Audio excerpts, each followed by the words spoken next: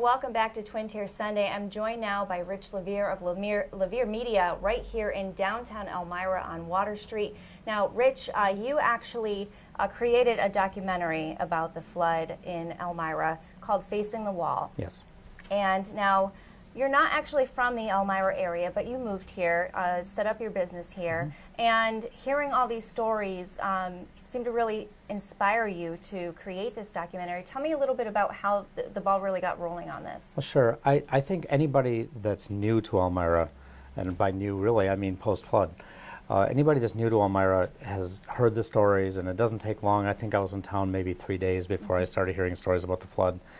My father came to visit me from Michigan. He was in town for 4 hours before he heard stories about the flood from people at Ann's Pancakes.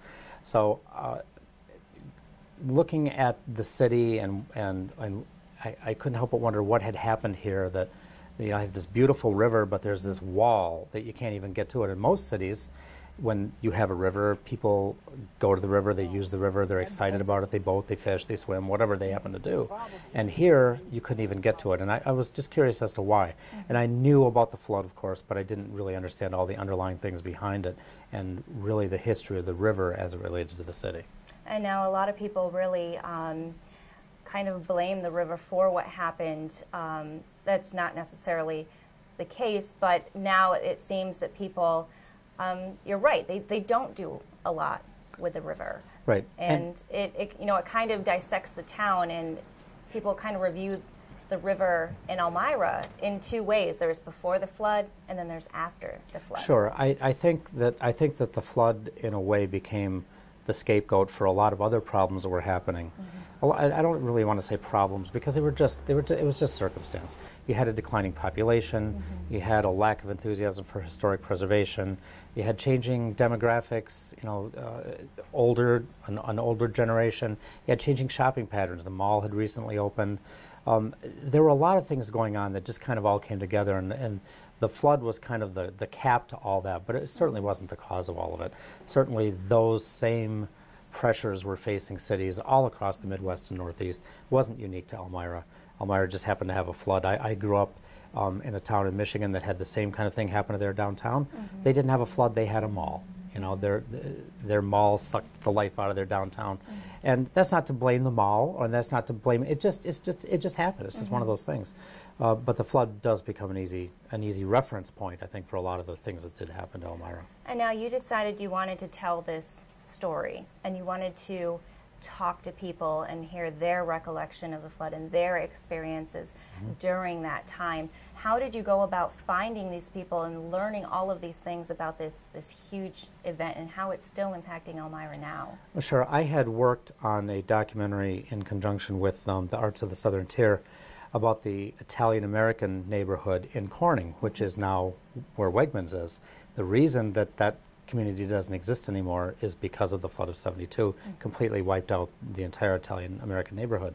So I'd started hearing people's flood stories, and when I decided to do this documentary, it really did start out as a flood movie, but it became more a story of the river and how the river shaped Elmira, actually gave birth to the city, helped it grow through the canal systems and the rail systems and the transportation systems.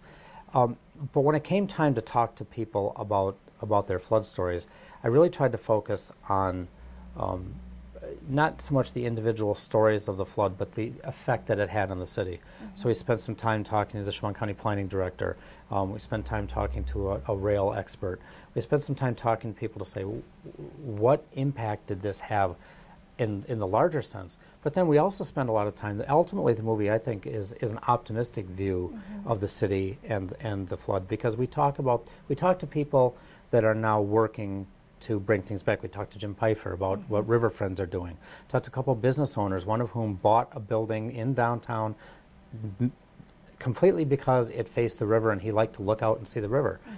We talked to people that are building new apartments downtown, and the fact that they're easy to rent because people can see the river. So there's a whole new generation and a whole new way of looking at things that isn't necessarily negative.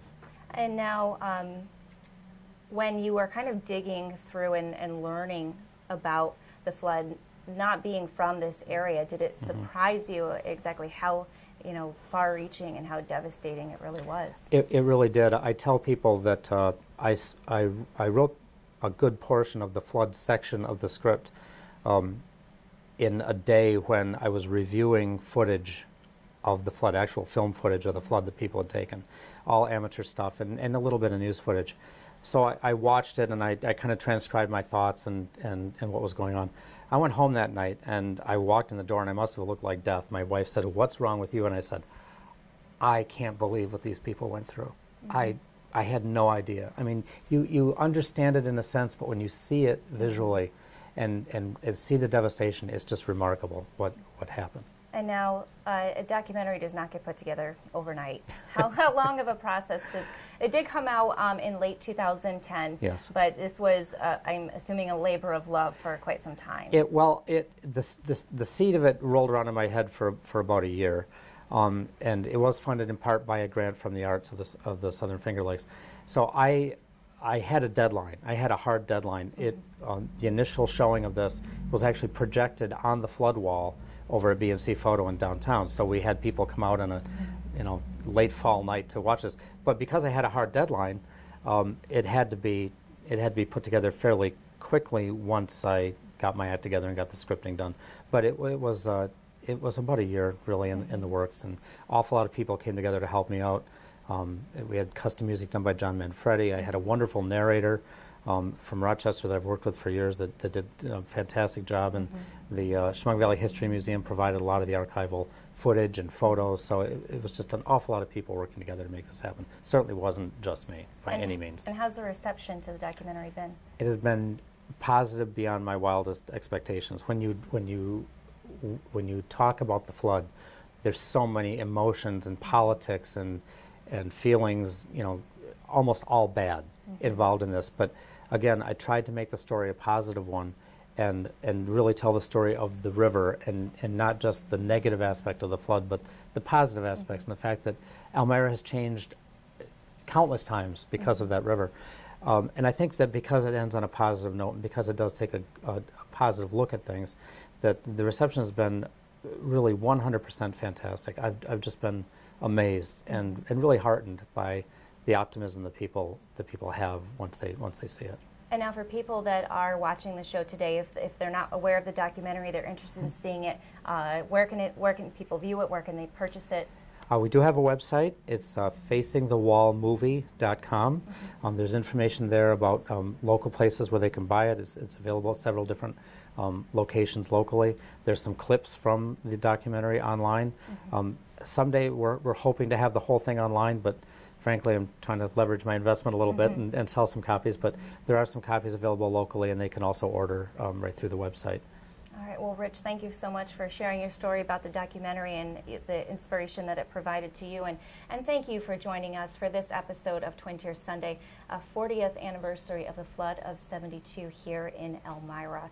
Next week, we're going to look at the flood's impact in the city of Corning. We hope you enjoyed this episode of Twin Tier Sunday. Have a great day.